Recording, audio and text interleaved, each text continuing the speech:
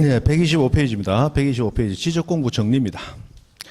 자, 지적공부 정리, 토지 표시에 변화가 생겼을 때 그에 맞춰서 고쳐가는 거, 그게 정리라고 했습니다. 정리. 자, 거기 이 125페이지 양가로 2번에 지적공부 정리 대상에서 뭐 요런 저런 경우 정리하는데 뭐 토지 표시 바꿨을 때 정리하는 거예요. 자, 이번에 정리 방법에서 양가로 1번 토지 이동의 경우하고 나왔는데 동그라미 1번 소관청은 토지 이동이 있을 때는 무엇을 작성한다? 토지 이동 정리결의서 작성. 그리고 지적공부 정리하게 됩니다.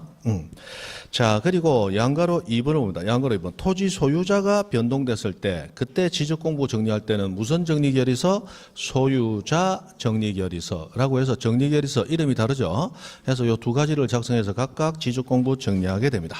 그래서 뭐 그 이름 두 가지 정도 알아두시고 그 다음 넘어가서 126페이지 자, 4번에 토지 소유자 정리하고 그 밑에 이제 쭉 나오고 있습니다. 이 토지 소유자 정리가 의외로 시험에 토지 표시 정리보다는 소유자 정리가 오히려 좀 더 자주 나온다 생각하시면 되는데 소유자 정리는 생각보다는 조금 까다롭습니다. 까다로운데 거기 보다시피 25회, 29회에서 작년에 이 토지 소유자 정리가 완벽한 독립된 한 문제로 나왔어요. 그래서 요 밑에 있는 중요한 지문들은 지문 하나하나로 다 거의 나왔습니다. 그래서 올해는 독립된 문제로 나오기는 어려울 테고 기껏해야 지문 한 개나 두 개 정도 나올 가능성을 그거 없다고 할 수는 없겠죠. 그래서 그냥 지나가면서 한번 보고 갑니다. 자, 토지 소유자를 정리할 때 양가로 1번 등기된 토지의 경우는 아까 소유자 정리나 소유자 정정이든 등기된 토지는 모두 등기 네 가지 자료 가지고 한다고 그랬죠. 그래서 밑에 보면 기니디리 해서 기억 등기필 정보 요 등기필증이에요. 니은 등기 완료 통지서 등기사항 정면서 그리고 등기전산 정보 자료 하고 네 가지가 그대로 나오고 있습니다. 그런데 동그라미 2번 신규 등록하는 토지 소유자는 아직 등기가 없기 때문에 소관청이 직접 조사 결정한다 그죠? 요게 가장 중요합니다. 그 다음에 양가로 2번 소유자가 등록되지 아니한 토지 했습니다. 자, 소유자가 등록되지 아니했다고 소유자가 없다. 무주의 부동산은 국유로 한다라는 민법 규정이 있죠. 그래서 동그라미 1번 보시면 거기에 이제 법 규정을 옮겨 놓은 거예요.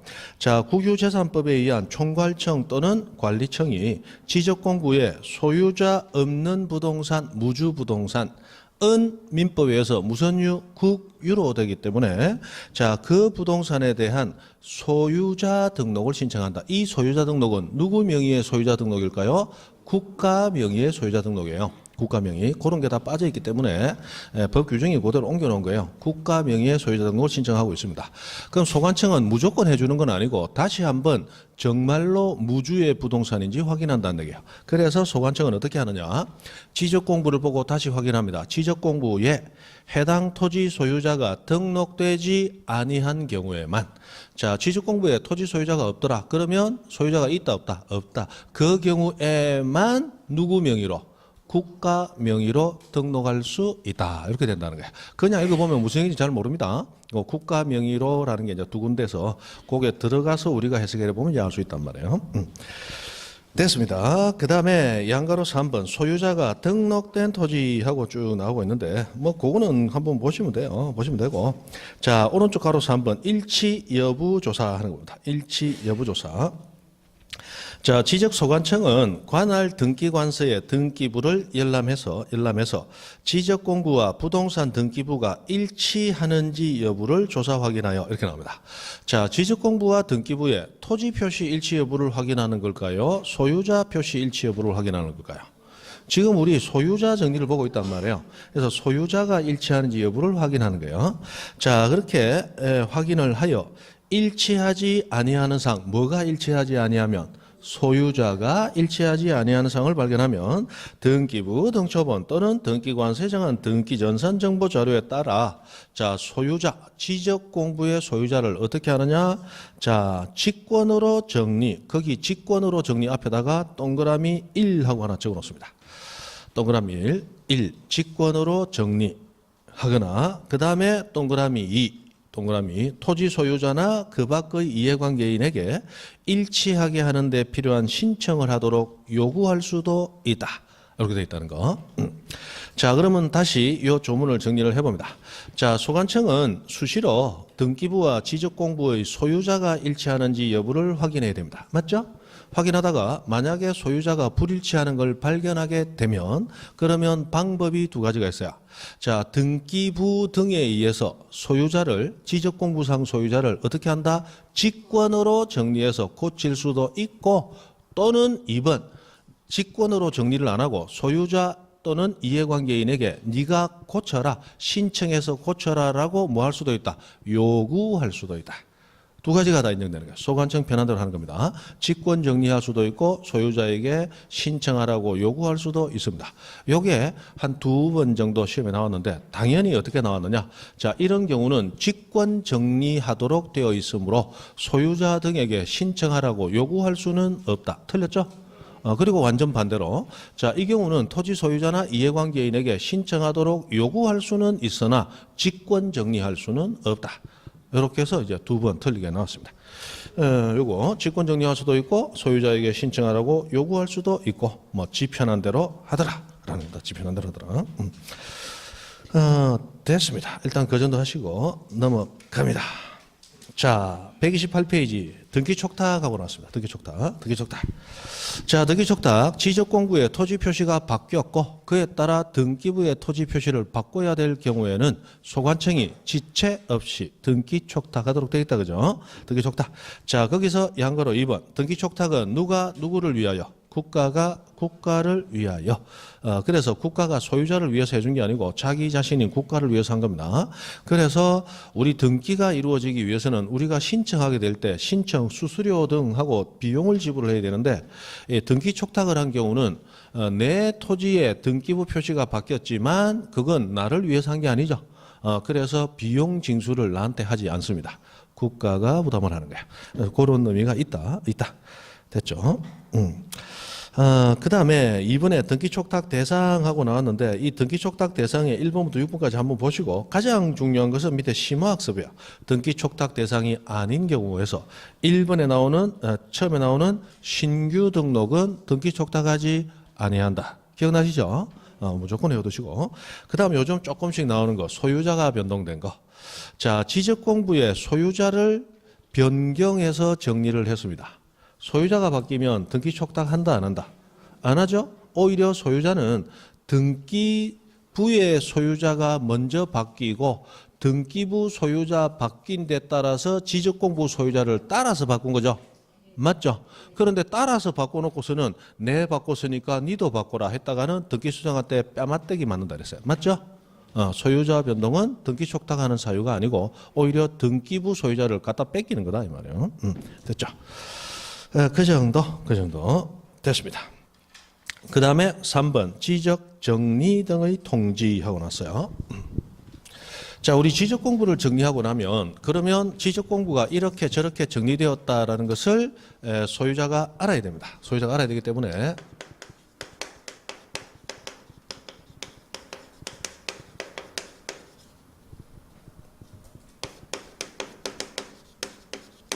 그 소유자가 알지 못할 수 있는 경우에는 이렇게 정리되었습니다라는 걸 알려주는 절차. 그게 지적공부 정리의 통지라고 하는 겁니다.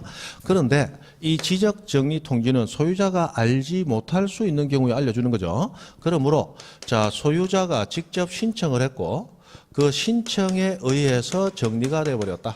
이때는 원칙적으로 통지해 줄 필요가 있다 없다? 통지해 줄 필요가 없죠? 이 소유자가 알 수 있잖아요. 알 수 없어요. 그래서 알 수 있기 때문에 통지할 필요가 없고 그러면 언제 통지를 해주느냐. 통지 대상이 되는 거. 즉 소유자에게 알려줘야 되는 것은 소유자가 신청하지 않은 경우 대표적이겠죠. 그래서 첫 번째. 자, 지적공부 정리가 직권으로 정리가 돼버렸다. 직권 정리는 신청 없이 알아서 한 정리죠. 소유자 모를 수 있다. 알려줘야 되겠다. 두 번째, 자, 소유자가 신청해서 이루어진 게 아니고 제3자의 신청에 의해서 지적공부 정리가 되어버렸더라. 이때도 알려줘야 될 거 아니에요. 이 제3자 신청이 우리 두 가지가 있었습니다. 대위 신청. 소유자도 신청할 수 있지만 제3자가 신청한 경우 대위 신청. 네 사람만이 대위 신청 가능했어요.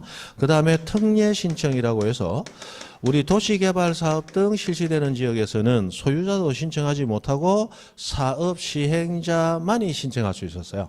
그래서 대위할 수 있는 제3자 신청, 사업 시행자라고 하는 제3자 신청, 소유자가 신청한 게 아니다 말이에요. 소유자가 모르니까 알려줘야 되겠다. 그 다음 세 번째, 마지막으로 등기 촉탁을 한 경우. 등기 촉탁. 자, 등기부에 뭔가 기재하기 전에 선 등록이 이루어졌어요. 그 먼저 등록하고 등기 촉탁을 했는데 아까 우리 등록상 직권 정정에서 보다시피 우리 등기소에서는 등기가 안 되는 경우에는 등기 각하시켜 버렸죠? 그러면 촉탁을 한 경우에는 그 지적공부 기재가 그대로 갈지 등기 촉탁 각하가 돼서 다시 원상 복구를 해야 될지 등기소의 태도에 따라 달라질 수 있다. 그래서 이것도 아하 통지해 줘야 되겠구나 라고 해서 이 세 가지 경우가 통지 대상에 들어가는데 가장 어려운 것이 이 직권정리와 관련된 거예요. 직권정리. 자, 직권정리와 관련되는데 먼저 한번 보시죠. 자, 129페이지 2번 통지 대상 하고 나왔습니다. 양가로 1번 직권으로 통지해야 된다. 이 직권으로 나와 있으니까 게임 끝났다, 그죠? 그 다음에 양가로 4번 보세요. 직권으로 어이구 통지해야 되겠네. 그 다음에 양가로 5번 바다로 된 토지를 어떻게 직권으로 마서 어이구 통지해야 되겠네. 이건 바로 문장에서 답이 나온단 말이에요. 그죠? 나오죠? 그 다음에 양가로 7번 보세요. 대위 신청. 아이고 소유자 신청 아니네. 통지해야 되겠네. 그 다음에 양가로 8번 도시개발 사업 등에 따른 토지 이동으로 누구 신청? 사업 시행자 신청. 어이구 제3자 신청이네. 통지해야 되겠네. 무슨 얘기인지 이해하시죠? 그 다음에 양가로 9번 토지 표시 변경에 관한 예정성에 관한 등기소에 뭐 한때? 등기 촉탁을 한때. 이거 통지해 줘야 되겠네. 그럼 우리가 지금 빼먹고 온 게 2번, 3번, 그리고 6번이에요. 2번, 3번, 6번. 그죠? 자, 해서, 자, 보시면, 새로 지번을 부여했다. 새로 지번 부여 또는 지번 정정이라고 나오더라. 또는 지번 변경하는 경우하고, 지번 변경하는 경우하고, 그 다음에 지적공부의 복구라고 하는 거하고, 자, 요 세 가지입니다. 세 가지. 자, 그럼 새로 지번을 부여한다, 정정한다 하고 나왔는데 행정구역 개편으로 지번을 새로 부여한다.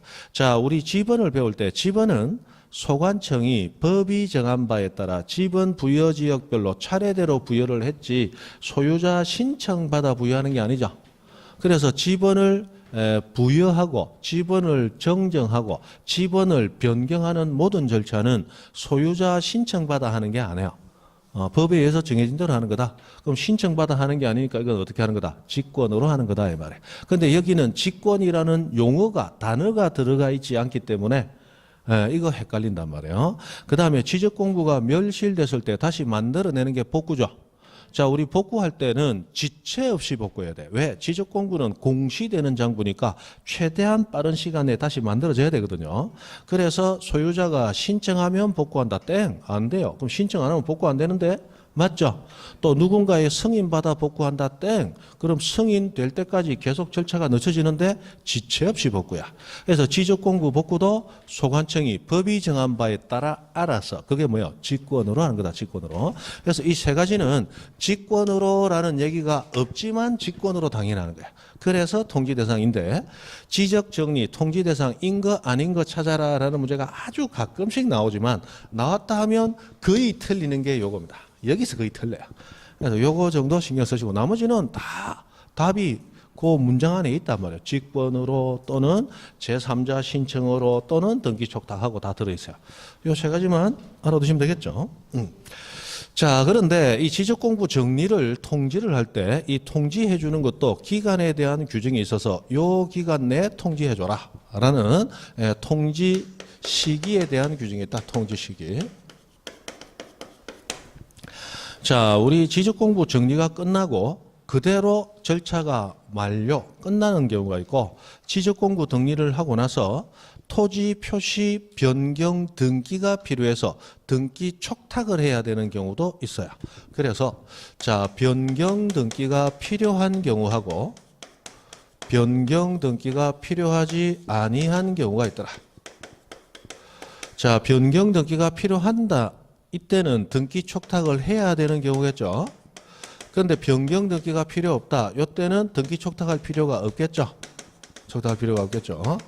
자, 이렇게 되어 있는데 변경 등기가 필요한 경우에는 등기 촉탁을 하게 되고 등기 촉탁을 하면 등기소에서 촉탁한 등기를 완료했습니다 라고 완료, 끝났다는 통지서를 날려줘요.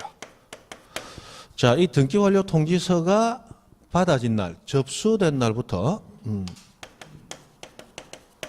이날부터 며칠 이내 15일 이내 소유자에게 통지를 해주도록 되어 있습니다. 그런데 변경 등기가 필요 없는 경우는 지적공부 등록하고 나면 등기 촉탁 안 하고 그대로 절차가 끝나버리죠. 그래서 이때는 지적공부에 등록한 날부터 이때는 15일이 아니고 7일 이내 통지를 해주도록 되어 있습니다. 그래서 이 규정은 시험에 제법 자주 나옵니다. 왜? 기산일도 다르고 날짜도 다르고 하기 때문에 정확히 구분하고 있는가 제법 묻고 있습니다. 제법 묻고 있어요. 그래서 130페이지 제일 위에 3번 시기 해가지고 130페이지 20일에 나왔고 23에 나왔고 24에 나왔고 25에 나왔고 막 나오다가 너무 자주 냈다. 지금 조금 웅크리고 있다. 그죠? 또 나올 거다. 자, 그렇게 되는데 이 통지를 해주는 것은 이 통지받을 자의 주소나 거소를 알 수 있을 때 이렇게 통지를 해주는 거예요. 그런데 자, 통지받을 자의 주소도 모르고 거소도 모른다. 그럼 통지가 가능하다, 불가능하다? 불가능하죠. 이렇게 주소도 거소도 모를 때는 공고를 하도록 돼서 공고. 그 앞에 이제 나옵니다. 공고. 이때 공고는 세 군데 중 한 군데 해주면 되는데 자, 일간신문에 공고를 하거나 또는 해당 시군구에서 발행하는 공보에 공고를 하거나 또는 인터넷 홈페이지에 공고할 수도 있습니다.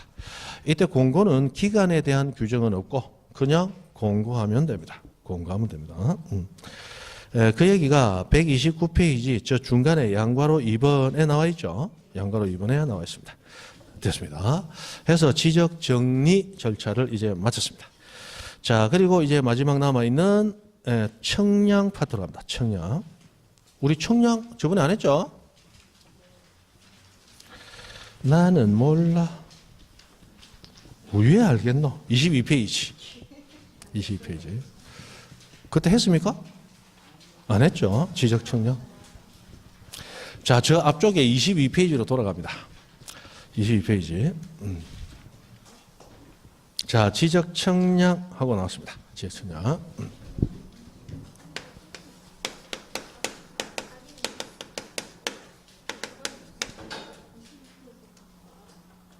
그때 했습니까?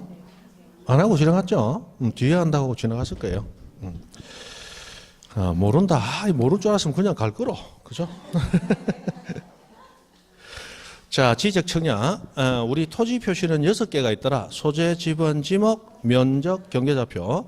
그중에 면적과 경계와 좌표는 청량으로 정해지는데 이 면적과 경계와 좌표를 정하기 위해서 이루어지는 청량을 지적 청량이라고 부릅니다.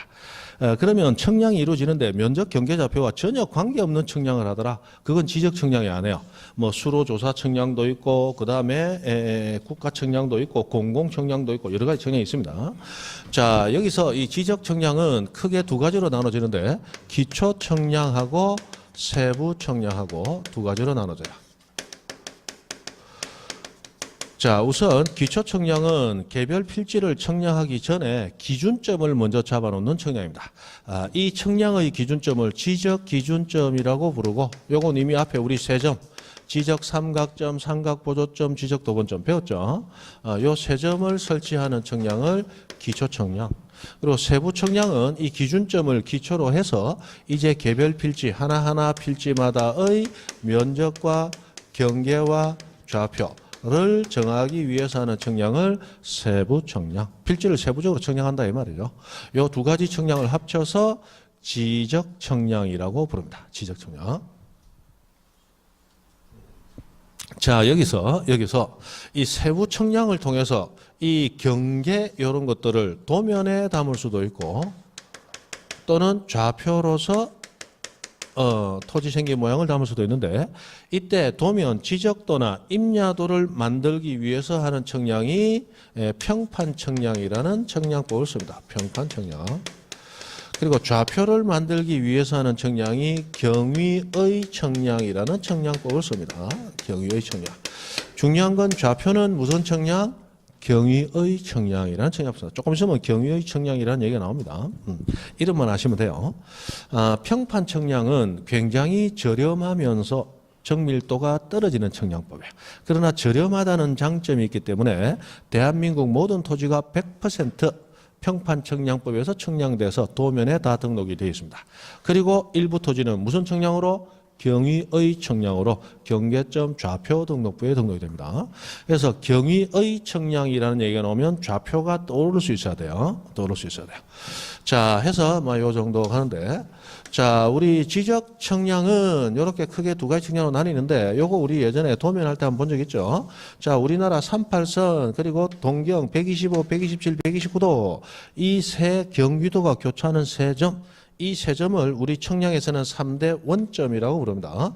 이 3대 원점을 기초로 해서 토지를 청량하기 위해서 지적 삼각점 잡히고, 삼각점 너무 머니까 지적 삼각 보조점 잡히고, 삼각 보조점도 너무 멀기 때문에 지적 도건점이라고 해서 아주 촘촘하게 전국토지 잡힌다고 그랬죠. 그렇게 해서 청량이 시작이 됩니다. 이때 이 기준점을 잡는 청량이 기초청량이고, 기준점을 기초로 해서 개별 필지 재는 걸 세부청량이라고 부른다 그랬어요. 그죠? 그래서 그 정도 다시 한번 그랬지 하고 기억 상기하시고, 자 22페이지 01 지적청량의 하고 넣은 거 그거 정도 한번 보시면 되고, 자 이번에 지적청량의 구분하고 거기 양가로 2번 기초청량, 양가로 3번 세부청량 한 다음에 내부에 보면 아주 세부적인 얘기들이 나오고 있는데 알 필요 없다. 여러분은 여기 나오는 기초청량, 기준점 설치하는 청량, 세부청량, 면적 경계 좌표 정하는 청량 까지만 하시고, 그 다음에 나오는 자세한 얘기들은 시험 끝나고 보세요. 시험 끝나고. 무슨 얘기다? 안 나온다. 자, 24페이지 갑니다. 24페이지. 자, 3번 지적 청량의 방법 해가지고 거기 6가지 청량 방법이 나옵니다. 보면 평판 청량부터 해서 제일 마지막에 유성 청량까지 있는데 세 번째 칸에 경위의 청량 방법 하고 나왔죠. 그리고 경위의 청량 방법 오른쪽 페이지 두 번째 줄. 자, 중간에 보면 기초 청량이나 수치 청량 그리고 경계점 좌표 등록부 비치 하고 나왔죠. 좌표 등록 비치. 그래서 경위의 청량하고 나오면 좌표가 떠올라야 돼. 요걸 요즘 그 면적에 대한 문제 낼 때 요거 가지고 응용해서 문제가 나옵니다. 자, 우리 면적을 등록할 때 500분의 1, 600분의 1 축척 지적도 등록 토지는 0.1제곱미터 단위로 면적 등록. 나머지는 1제곱미터였죠. 그런데 500분의 1, 600분의 1 등록된 토지 면적 이렇게 안 내고 경계점 좌표 등록부에 비치된 지역의 토지 면적 이렇게 도네요. 좌표 등록부는 500분의 1 축척 지적도 있는 지역에 들어간다고 그랬죠. 그런데 그렇게 내다가 요즘은 어떻게 되느냐, 경위의 청량법으로 청량한 토지의 면적이 이렇다 이렇게 내요. 그러면 경위의 청량법하고 나왔으니까 그 토지는 어디에 등록되어 있다? 좌표 등록부. 그러면 그 토지는 면적 등록 단위가 0.1이다 1이다 0.1제곱미터다. 요걸 연결시킬 수 있어야 문제가 풀린단 말이에요. 그래서 경위의 청량하면 좌표가 떠오르면 됩니다. 그렇게. 근데 좌표는 떠올랐는데 그 다음 모른다. 곤란하지. 예, 그건 앞에도 해야 돼. 그죠? 됐습니다. 그 평판 청량이 가장 정밀도 떨어지고 비용이 낮고, 제일 밑에 위성 청량이 가장 비용도 많이 들고 보다 정밀한데, 이름만, 오른쪽에 무슨 청량이 알 필요 없다. 알 필요 없고, 이름 연도하시고, 우리 지적 청량은 여기 있는 6가지 청량 방법으로 청량이 이루어집니다. 됐어요. 그 다음 중간에 4번 지적 청량의 대상 해가지고 대상되는 것하고 쭉 나와 있습니다. 그거 그냥 한번 쭉 보시면 되는데, 자, 13번을 보시면 지적 재조사 사업에 따라 토지 이동이 있는 경우 하고 나왔죠. 이때 하는 청량을 지적 재조사 청량이라고 부릅니다. 지적 재조사 청량. 자, 이 지적 재조사라고 하는 것은 지적에 관한 사항을 다시 조사한다. 이 재조사인데 지금 우리나라 지적공부에 등록된 토지 표시 등의 내용이 100년 전 일제시대 때 1910년대 20년대 일본 사람들이 조사해놨던 내용이 그대로 남아있는 것도 아직 상당수가 있습니다. 그래서 우리 지적공부에 등록된 내용을 실제 토지하고 비교해 보니까 현실과 안 맞는 게 많더라. 100년 전에 청량 기술이나 조사하는 기술이 지금보다 훨씬 떨어졌겠죠. 그래서 국가가 나서가지고 이거 재조사가 필요하구나. 그래서 지적 재조사에 관한 특별법을 만들었어요. 만들어가지고 자 지적 제조사 사업을 여기서 하자라고 하기 위해서 국가가 한번 쭉 둘러보고 이야 이 지역은 너무 안 맞는 게 많구나. 그럼 이 지역을 딱 선별을 해가지고 국가가 예산을 편성해서 그 지역의 지적 제조사 사업을 하면서 지적 제조사 측량이 이루어지는 거예요. 요거 가지고 얼마 전에 문제를 냈어요. 어떻게 문제 냈느냐. 지적 제조사 측량은 소유자 등의 신청으로 이루어지는 측량인가 아닌가. 우리가 신청하면 이루어진다. 국가가 이 지역은 해야 되겠다. 국가 판단으로 하는 거다. 국가 판단으로 하는 거지 우리가 신청해서 이루어지는 게 아니더라라는 거예요. 신청으로 이루어지는 게 아니다. 그 정도? 됐습니다. 그 다음에 25페이지 지적측량 절차 하고 나왔습니다. 자, 지적측량 어떻게 이루어지는가? 지적측량 절차.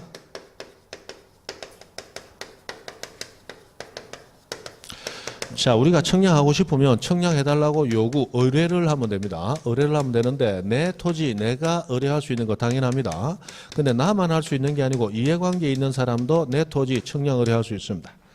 자, 이때 측량을 의뢰할 때 우리 법은 반드시 이 사람에게 의뢰하여야 한다. 누구에게? 지적 측량 수행자에게.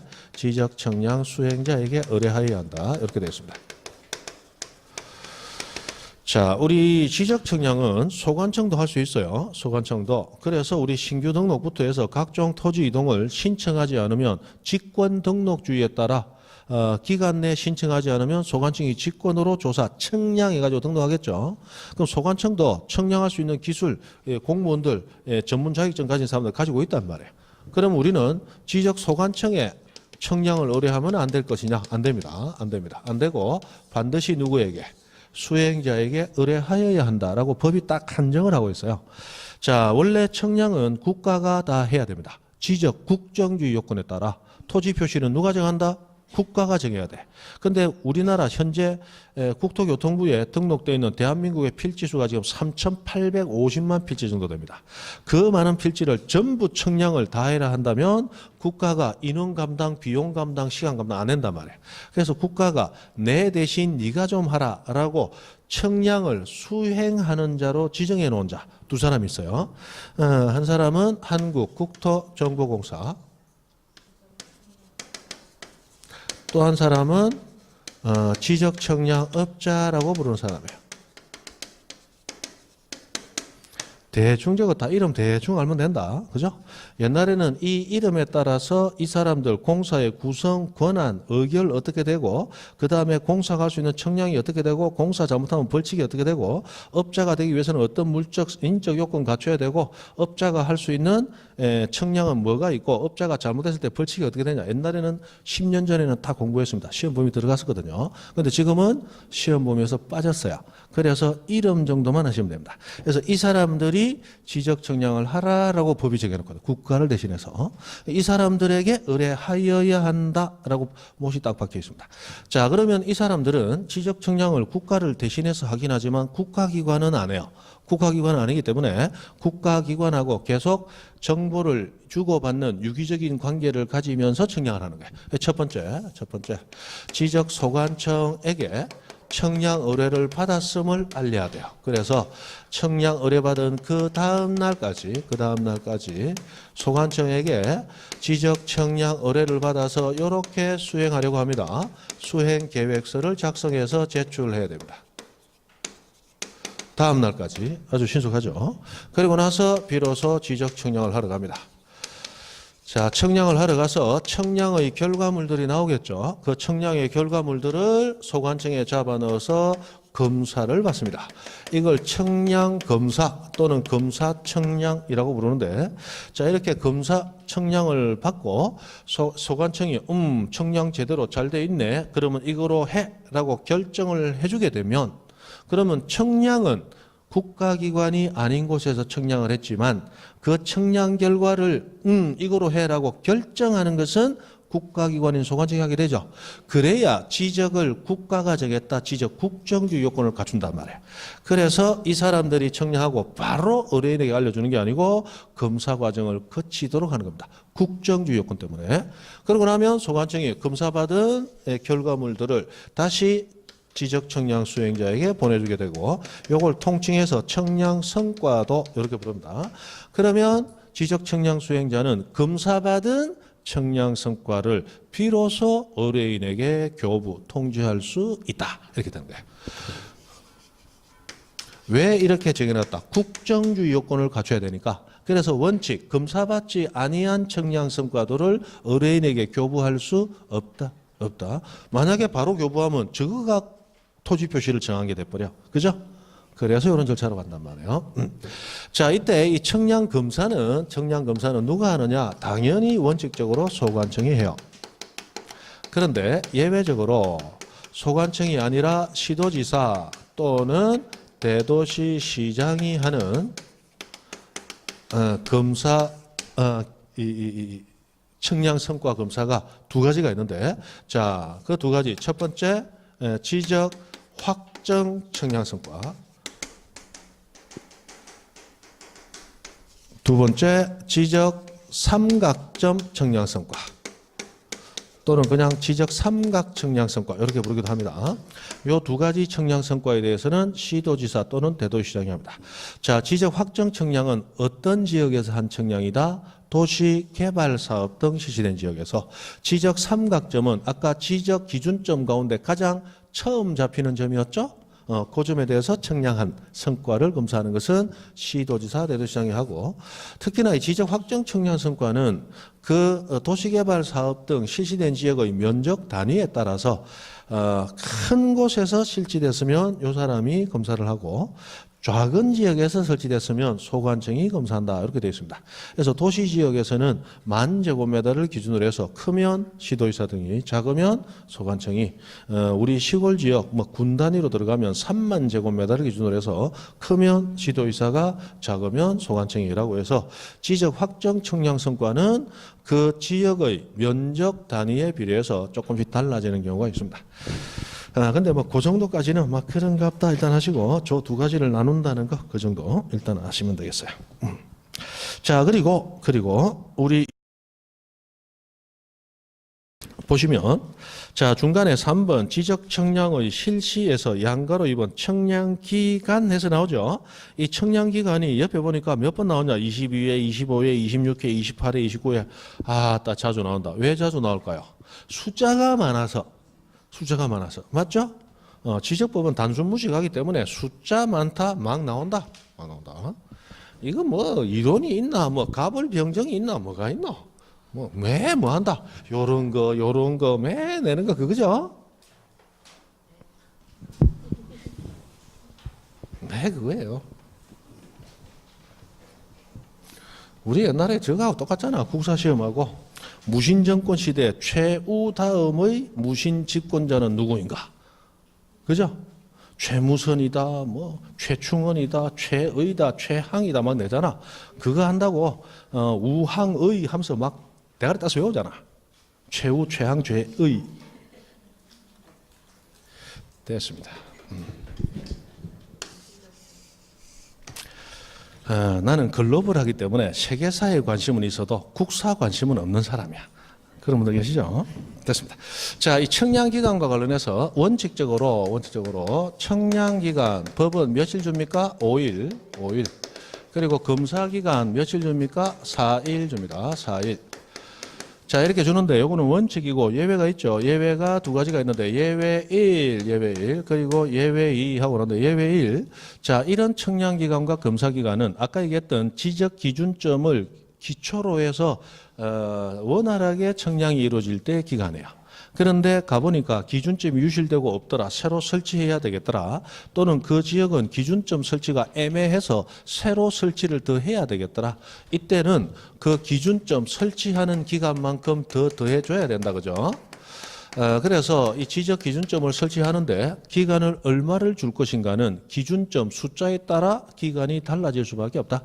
그래서 첫 번째, 기준점이 일단 한 점을 설치하든 15점을 설치하든 일단 15점 이하, 즉 15점 포함되는 거죠.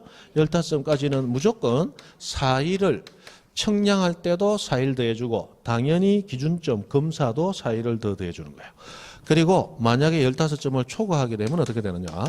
초과해서 더 설치하는 4점, 4점, 4점마다 각각 하루씩을 계속 더 더해주게 됩니다. 각 하루씩. 요게 예외 1. 그 다음에 예외 2. 자, 위에 있는 기간 규정 싹 무시하고 의뢰인과 수행자가 합의해서 기간을 별도로 정할 수도 있더라. 자, 합의해서 기간을 별도로 정했을 때는 그 기간의 4분의 3을 무슨 기간? 청량기간. 나머지 4분의 1을 검사기간으로 하도록 이렇게 규정하고 있습니다. 그래서 문제가 이렇게 나오더라. 자, 기준점을 16점 설치한다. 16점. 그때 청량기간, 검사기간 어떻게 되느냐? 이런 문제가 나옵니다.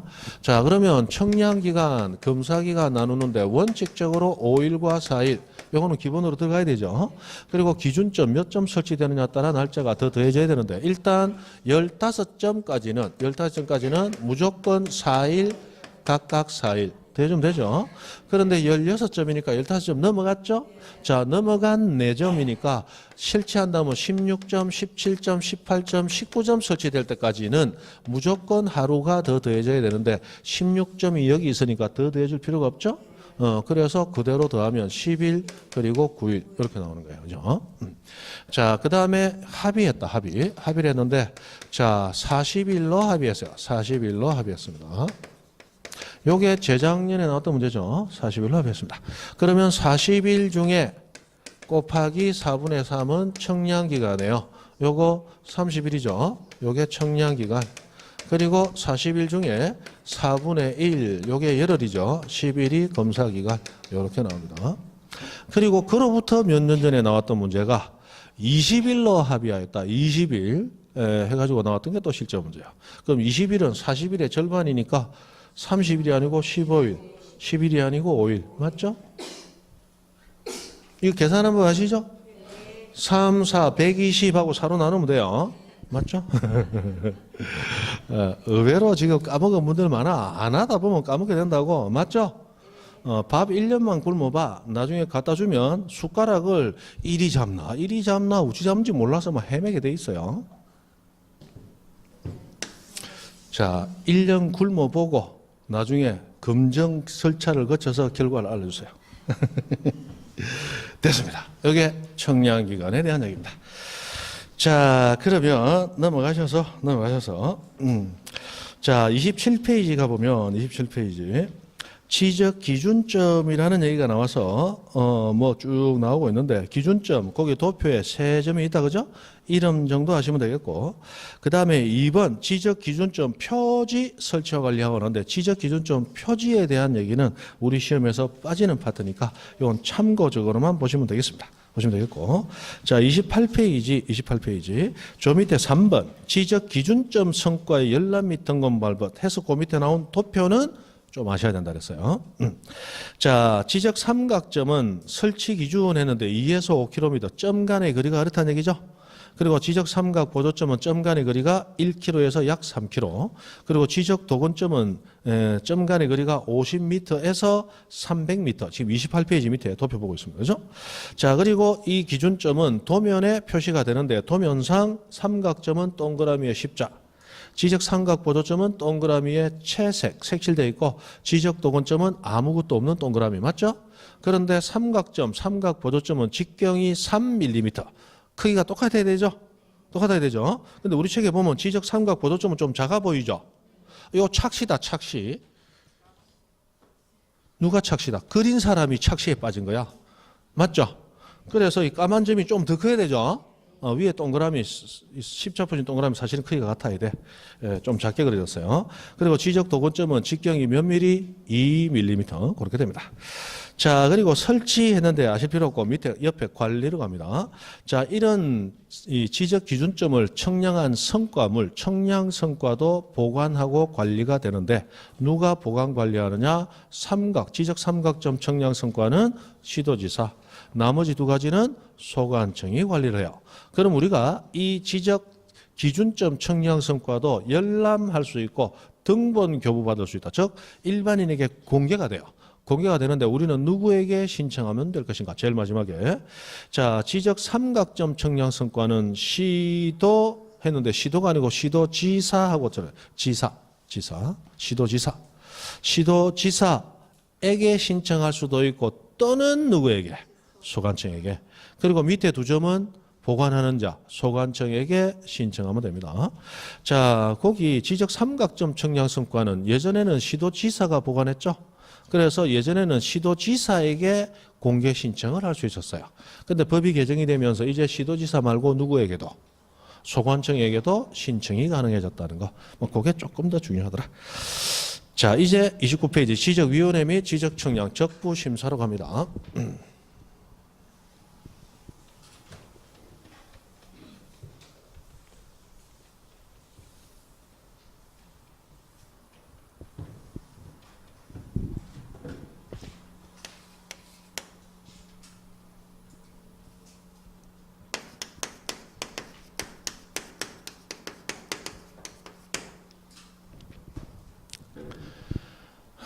시간이 어중간한데 하고 쉬죠. 네. 자, 이제 마지막 남은 겁니다. 자, 지적 청량을 했고 결과가 나왔는데 도저히 결과가 좀 이상해요. 그러면 그 청량이 적절하냐 부적절하냐부터 볼 수 있습니다. 그게 지적 청량 적부 심사라고 하는 거예요. 이 적부 심사를 우리는 누구에게 청구하느냐? 지적위원회에게 청구하게 되고, 그럼 지적위원회가 심의 의결함으로써 결정하게 되는데, 이 지적위원회가 두 개의 위원회로 나뉩니다.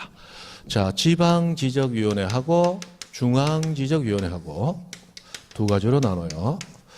자, 지방지적위원회는 어디에 설치가 되느냐? 시도에 설치가 되고, 중앙지적위원회는 국토교통부에 설치가 됩니다. 국토교통부. 자, 지방지적위원회가 하는 심의 의결하는 권한을 가진 것은 딱 하나밖에 없습니다. 지방지적위원회는 유일하게 요일만 해요. 자, 지적청량 적부심사가 제기되었을 때 그 적부심사에 대한 심의 의결하는 거, 요 기능 하나만 가지고 있습니다. 근데 중앙지적위원회는 지적 전반에 관한 아주 광범위한 권한을 5개를 가지고 있어요. 그리고 중앙지적위원회의 가장 기본적인 권한이 지적, 청량, 적부 심사가 아니고 그 적부에 대한 재심사가 제기됐을 때, 재심사. 두 번째 심사가 제기됐을 때 거기에 심의 의결해주는 기능. 이걸 가집니다. 그러면 지방지적위원회는 1심이라고 생각하면 되고 중앙지적위원회는 2심 또는 대법원 최종심이라고 생각하면 됩니다. 그죠? 그렇게 해서 이렇게 읽으세요. 그런데 중앙지적위원회는 5가지 심의 의결 권한을 가집니다. 그래서 자, 중앙지적위원회 심의 의결 사항에서 29페이지 제일 밑에 동그라미 1, 2, 3, 4, 5 하고 5가지 나와 있죠. 자, 그 중에 3번이 금방 얘기 들었던 거예요. 가장 기본적인 지적청량 적부심사에 대한 재심사가 제기됐을 때 거기에 대한 심의 의결 해주는 기능이에요. 자, 그리고 나머지 봅니다. 1번 가장 광범위한 권한입니다. 지적 관련된 정책. 청량만 관련된 게 아니죠. 지적 전반에 관련된 정책 개발하거나 업무 개선에 관한 사항에서 중앙지적위원회는 지적 전반에 심의 의결 권한을 가지고 있습니다. 그 다음 나머지는 모두 청량과 관련된 거예요. 청량. 그래서 2번 지적 청량 기술 어떻게 연구 개발 보급할 거냐. 그 다음에 4번 청량 기술자 중 지적 분야 청량, 지적 청량하는 기술자예요. 이 사람을 지적 기술자라고 부르는데 어떻게 양성할 거냐, 양성. 그 다음에 마지막 5번째, 이 지적 기술자가 잘못된 행위를 했을 경우에 어떻게 처벌할 거냐, 징계 요구. 그리고 업무 정지 처분에 관한 사항 해가지고 5가지 사항 심의 의결합니다. 해서 그거 잘 봐놓으시고. 자, 그러면 이 지적위원회 가운데 중앙지적위원회 어떻게 구성되어 있느냐? 29페이지 그대로. 자, 위에 올라가시면 2번 중앙지적위원회, 1번 구성위원회 가지고 보니까 숫자가 나오죠? 숫자 나오면 다 중요하다. 숫자 나오면 다 중요하다. 자, 1번 구성. 중앙지적위원회는 잘 줄 거 놓습니다. 위원장 1명과 부위원장 1명을 포함하여 5명 이상 10명 이하. 거기 포함해 동글뱅이 하나 딱 쳐놓고 동그라미. 포함해 동그라미. 그러면 포함해서니까 전체 인원이 5명에서 10명이다. 그죠? 몇 명 안 되죠?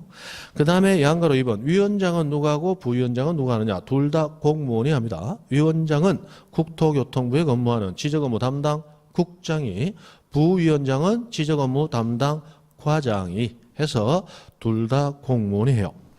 그 다음에 양거로 3번 위원은 뭐 이런저런 사람 중에서 국토교통부 장관이 임명 위촉합니다. 됐고 양거로 4번 임기 거기도 줄 건 넣으라 그랬죠. 위원장 및 부위원장을 제외한 동그라미 제외한 위원 임기는 몇 년? 2년입니다. 그럼 위원장 부위원장은 임기가 어떻게 됩니까? 따로 없죠. 공무원이 지적업무 담당 국장으로 5년 있다면 그 사람은 위원장 5년 하는 거예요. 맞죠? 그래서 별도의 임기는 없습니다. 그러면 위원장, 부위원장을 제외한 위원 임기는 2년이다 해놓은 거 보니까 제외한 위원들은 모두 여성 위원이라는 걸 알 수 있다. 맞죠? 남성 위원 같으면 제외한 위원 임기는 이놈으로 한다. 이래 됐을 거야. 그러니까 여성들이지. 그죠? 무슨 얘기인지 모른다 지금. 넘어갑니다. 그거 얘기할 수 없어요. 얘기하면 뭐라 한다. 나중에. 그죠? 넘어간다. 자, 넘어갑니다. 그 다음에 30페이지. 외우라고 하는 얘기예요. 그죠? 외우라고 하는 얘기예요. 그 다음에 3번. 집에 가서 맨날 내 이놈 이거 하다가 내 인연 이것도 한번 해봐야 되는데 딸이 없어요. 딸이 없어. 그것도 집에 있는 마님한테 그랬다가 맞아 죽을 것 같고. 그죠? 30페이지 3번 위원의 재척 깊이 회피하고 나온 건 그냥 지나면서 한번 읽어보세요. 요거 뭐 시험 치면서 25회 딱 한 번 나왔습니다. 나왔는데 그 심의 의결하면서 뭔가 불합리한 심의 의결을 할 수 있는 자가 있다면 그 사람을 의결에 참여시키면 되겠다 안 되겠다? 안 되겠죠. 그래서 그 의결 사항과 관련 있는 사람의 배우자가 위원이다. 안 된다. 니 빠져라. 의결 관련 위원이 그 의결 대상자하고 뭐 사촌이네 친족이다. 안 된다. 빠져라. 또는 저 사람 때문에 의결을 해야 되는데 그 사람하고 나하고 관계가 내가 그 사람 가진 법인에서 일하고 있다. 안 된다. 빠져라. 문제 이해되시죠? 전부 그런 것들이에요. 대충 읽어보시면 되겠고. 그 다음에 31페이지 5번, 중간에 5번. 중앙지적위원회 회의하고 나왔습니다. 자, 1번 회의. 누가 회의 소집합니까? 위원장이. 그 다음에 2번 직무대행한 건 읽어보세요. 위원장 없을 때는 부위원장이 하고, 아니면 위원장이 정해놓습니다. 됐고. 3번에 의결하고 나왔는데, 여기도 과반수. 2분의 1 아닙니다. 과반수. 그 다음에 양거로 4번 통지. 자, 위원장이 회의 소집할 때 며칠 전까지? 5일 전까지 위원에게 어떻게 통지? 서면 통지라고 해서 지금 나오는데, 지금 아까 우리 축척 변경할 때 축척 변경위원회 봤죠? 그리고 여기 나오는 지적위원회, 우리 지적법에서 나오는 위원회는 이 두 개밖에 없습니다. 해서 축척 변경위원회하고 지적위원회하고 이 두 가지 위원회의 공통점이 몇 가지 있다. 공통점.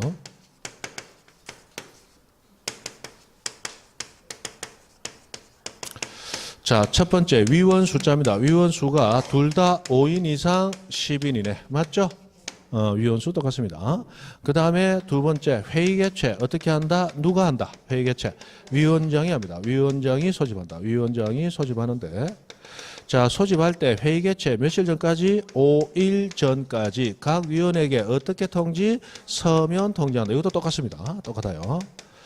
그 다음에 심의 의결할 때 어떻게 하더라? 과반수. 이것도 똑같습니다. 그죠?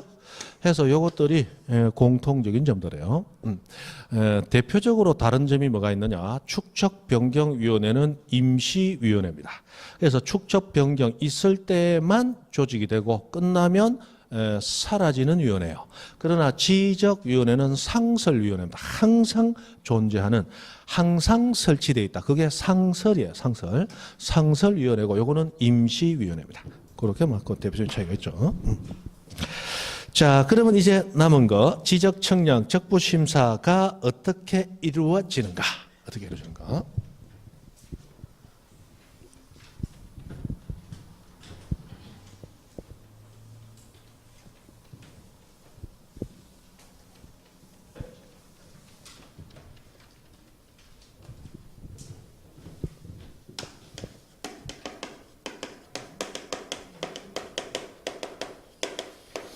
자, 일단 적부심사는 심사 청구인이 심사 청구해야 심사가 제기가 시작이 되겠죠. 자, 누가 심사 청구할 수 있느냐? 심사 청구할 수 있는 사람이 세 사람이 있습니다. 토지 소유자 당연할 수 있고, 이해관계인 당연할 수 있고, 플러스 청량을 했던 그 사람, 취적 청량 수행자도 심사 청구할 수 있도록 들어왔어요. 자, 이 사람들은 심사 청구를 지적위원회에 해야 됩니다. 지적위원회에 해야 되는데 일단 심사 청구서를 시도지사에게 제출하도록 함으로써 시도지사를 거쳐서 가라. 이렇게 거쳐서 가라. 그러면 시도지사는 30일 이내에 일정한 조사 판단을 거쳐서 이 사건을 지방지적위원회에 넘기게 되는데, 자, 우리가 지적청량 적부심사를 청구를 할 때 누구에게 청구하는 거냐? 위원회에 청구하는 거야. 위원회에 청구하지만 시도지사를 거쳐서 가라 하기 때문에 거쳐서 갈 뿐, 궁극적으로 우리는 누구에게 청구하는 거다? 위원회에 청구하는 거예요. 시도지사에게 청구하는 게 아니에요. 자, 이렇게 되면 지방지적위원회에서는 이 사안에 대해서 60일 이내 심의 의결을 해야 됩니다. 심의를 해야 되는데 부득이하면 한 번에 한해서 연장할 수 있는데 연장할 수 있는 기간은 30일 이내입니다. 그래서 최장 90일 이내 심의 의결이 돼야 돼요. 그래서 이렇게 되고, 그리고 의결이 끝나면 의결서를 만들어서 위원장하고 의결에 참여한 위원들이 서명 날인을 하게 돼요. 그리고 그 의결서를 지체 없이 시도지사에게 보내줍니다. 자, 의결서를 언제까지? 지체 없이 보내줘야 돼요. 자, 그러면 시도지사는 그 의결서를 받은 날부터 며칠 이내? 7일 이내 심사 청구한 사람 및 이해관계인에게 의결 결과를 통지해 주도록 되어 있습니다. 심사 청구한 사람에게만 해주는 게 아니고 이해관계인에게도 당연히 통지를 해줘야 돼요. 그리고 이 사람들이 승복하면 절차는 끝납니다. 근데 승복하지 않으면 불복하고 재심사 청구할 수 있죠. 그래서 시도지사는 의결 결과를 통지할 때 이 결과에 승복하지 아니할 때는 90일 이내에 재심사 청구할 수 있음을 같이 알려주도록 되어 있습니다. 그래서 이 사람들이 자, 불복할 때는 90일 이내, 만약 90일 이내에 재심사 청구를 안 하면 지방지적위원회의 의결로 확정돼 버립니다. 90일 지나고 그때 가서 그게 아니고 하고 다시 재심사 청구 안 됩니다. 반드시 90일 이내 해야 됩니다. 자, 이때 90일 이내 할 때도 일단 누구를 거쳐가라? 국토교통부 장관을 거쳐가도록 하고 있어요. 그리고 궁극적으로 누구에게 청구하는 거다? 중앙지적위원회에 청구하는 게 됩니다. 여기에 청구하는 게 돼요. 자, 그러면 우리 위에는 시도지사가 나오고 지방지적위원회가 나왔어요. 그러면 아래에서는 누가 나와요? 국장, 국토교통부 장관 나오고 중앙지적위원회가 나와요. 그러고 나면 그 중간에 나머지 절차들은 모두 동일합니다. 자, 시도지사가 30일 이내 보내줘야 되죠? 똑같이 30일 이내 보내줘야 됩니다. 그리고 지방지적위원회 60일 이내 그리고 30일 이내 1차 연장 할 수 있죠? 똑같이 됩니다. 똑같이 돼요. 그 다음에 지방지적위원회 의결서 지체 없이 보내주도록 되어 있죠? 중앙지적위원회도 의결서 지체 없이 똑같습니다. 그 다음에 시도지사 7일 이내 통지해줘야 되죠? 국토교통부 장관도 7일 이내 통지해주고 똑같습니다.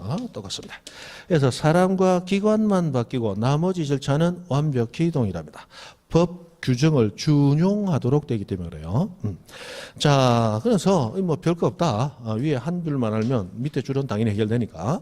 자, 여기서 국토교통부 장관은 이 의결서를 내가 보관할 이유가 없잖아. 그래서 의결서를 시도지사에게 보내주게 됩니다.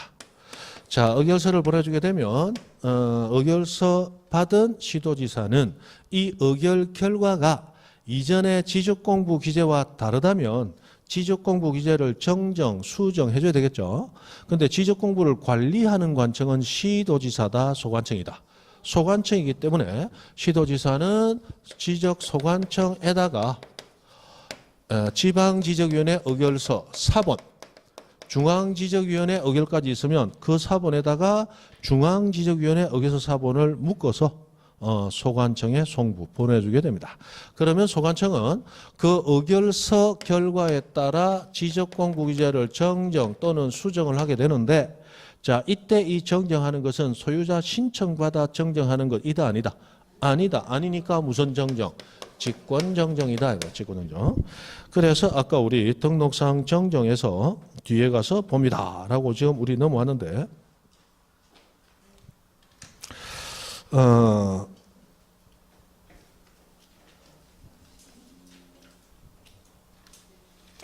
121페이지, 121페이지 가봅니다. 121페이지.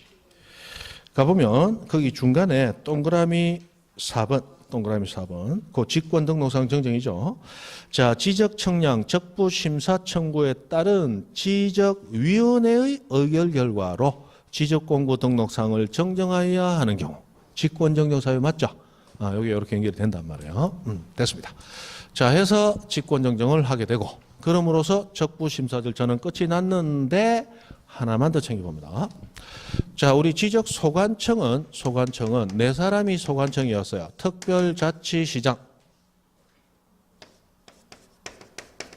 그리고 일반 시장, 군수, 구청장 맞죠? 요 네 사람이 소관청이에요.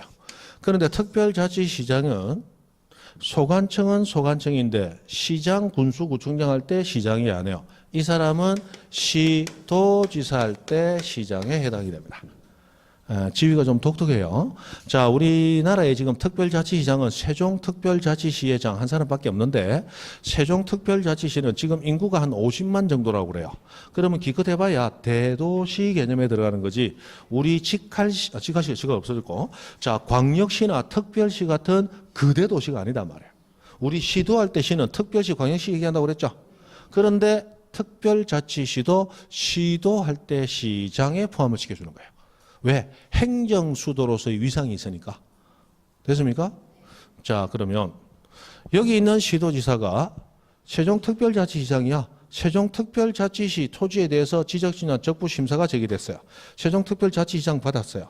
그리고 의결서 받았습니다. 위원회 의결서. 그러면 그 의결서 사본을 묶어가지고 소관청에게 야, 이거 보고 네가 정리해야 될 걸 하고 확 던지면 소관청이 받아야 되는데 갑자기 역풍이 불면서 거꾸로 날아와서 세종특별자치시장 지 눈가리를 탁 때린단 말이에요. 왜 그런가 하고 살펴보니까 지가 소관청인 거야. 시도지사이면서 지가 소관청이죠. 그러므로 특별자치시장은 의결서 사본을 지적 소관청에 보내야 된다. 의결서 사본 내용에 따라 직접 정정해야 된다. 직접 정정해야 된다. 예, 특별자치시장은 그런 특이한 지위가 있기 때문에 그거 하나가 여러분이 조금 더 챙겨야 될 내용입니다.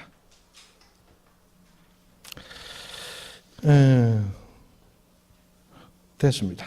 우리 교재는 그 내용이 조금 부실한데 여러분 요약집에 보면 그 내용이 법률 규정이 그대로 정리가 되어 있으니까 나중에 요약집 보면서 한번 보시면 됩니다.